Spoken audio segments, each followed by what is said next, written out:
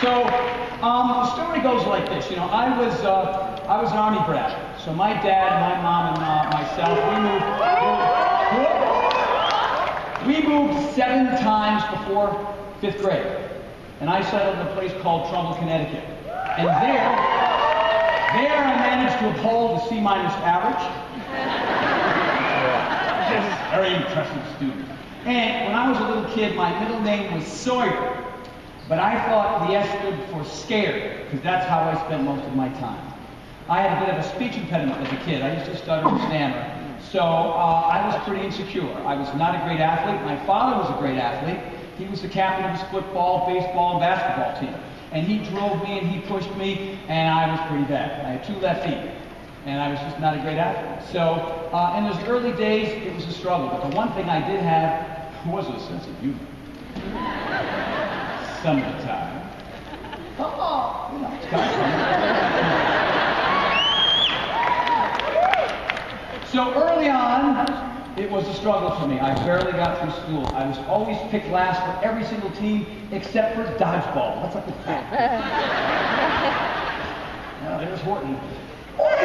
Got him! You know, so then I went off to college, and I struggled there as well. But I really got good at drinking beer. Awesome beer drinking. It was so much fun. And a couple other things that I cannot mention here. It is a GP show, so. But the really neat thing, one of the major transformations for me was not the fact that I was moving physically or eating well, because it was all hot dogs and hamburgers and pizza and beer. I mean, honestly, like a lot of young guys back in the 70s, which is when I grew up. But one semester, my sophomore year, I took a weightlifting class. Now, I played football in high school. Actually, I was more of a tackling dummy during practice. And I was an actual player. The score is 104-5. I can go in now. Mom and Dad, take a picture. During warm-ups, I would roll around the grass just so I looked like I played, you know. Yeah, that's bad. But in the 60s and 70s, and still to this day, what ends up happening is a lot of coaches have this, you know, kick your butt mentality. They don't have any sympathy for the fact that you're not good enough yet. And so either you're a winner or you're a loser. They put you in 2 categories, and there's no grade, right? But I took this weightlifting class in college, and the instructor was this really cool, funny guy. I looked forward to going and lifting weights. I looked forward to doing aerobics. I looked forward to having my butt kicked. And I vowed from that day forward that if I'm ever involved with anything that comes to health and fitness, I'm not going to be like those coaches from the 50s and 60s. That, you know, either put us in categories of winners and losers, but with this guy, I wish I could remember his name, but it was a very, very powerful semester. I just liked it, so I always looked forward to the class, and I would always go. And in the course of the semester, I went from sort of a, not chubby, but I had kind of a belly and skinny arms, and all of a sudden, I would unbutton the shirt, but I don't want to scare him. As you can tell, the ego's got big as well. So then I moved to California in 1980, and I had $400 in my pocket. Can you imagine going from Rhode Island to the University of Rhode Island, and with $400, 2 suitcases in my stereo, couldn't bring my speakers because they were this big back then. Yeah, we're gonna have to have a little shit, Mom, thanks. So, you know, I moved into this friend of mine's sister's place. We slept on the floor for the entire summer. I had no money, but I was a trained mime, which really impresses the parents. My dad's at a cocktail party. What's your son doing? Well, he just cured cancer. And my other son is the CEO of 4 companies. What's your son doing? Oh, he's doing mime at the pier. It's very impressive.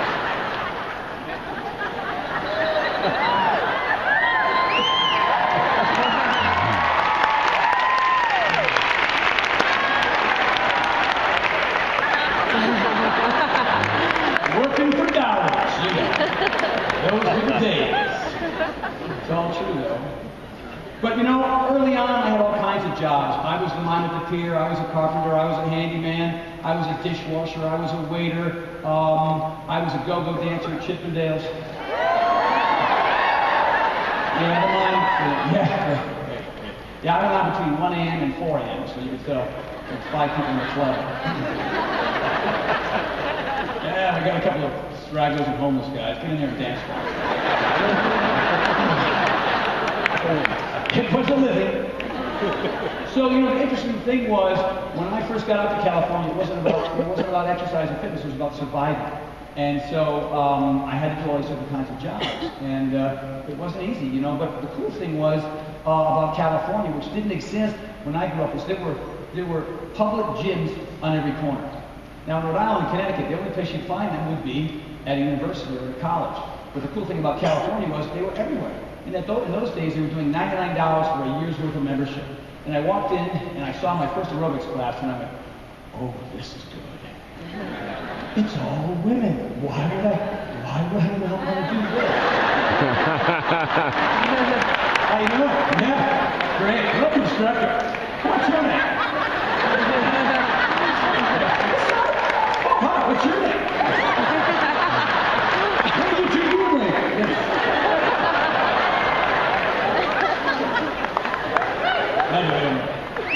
So I was also an actor, you know. I wanted to be Brad Pitt and Jim Carrey at the same time. So I went to acting classes, and I was in a couple of small movies, and I was in a couple of commercials. But it really wasn't it wasn't really happening for me. And then I was training my boss one day, and my boss introduced me to Tom Petty. And Tom Petty called me up, and I swear to God, hi, Tony, it's Tom. No, really, bro, who's this? It's Tom Petty. Yeah, hung up on that. Ring. Dude, like my buddy comes up, my roommate. Dude, I really think it's Tom Petty. Hello? Hi, I was talking to Harlan. My wife and I are going to go on tour. I'm not in great shape. I got to get off the drugs. And can you help me? I said, sure. So before you knew it, my average day was getting up and training Tom Petty and Billy Idol and Annie Lennox and Stephen Stills and Sean Connery and Annie Lennox and Usher and Hugh McGregor, and the list kept growing and growing and growing. And I didn't have to wait tables anymore. I didn't have to be a go-go dancer anymore. I didn't have to be a waiter anymore. I didn't have to do all those other things. I had my own business, just like you do now.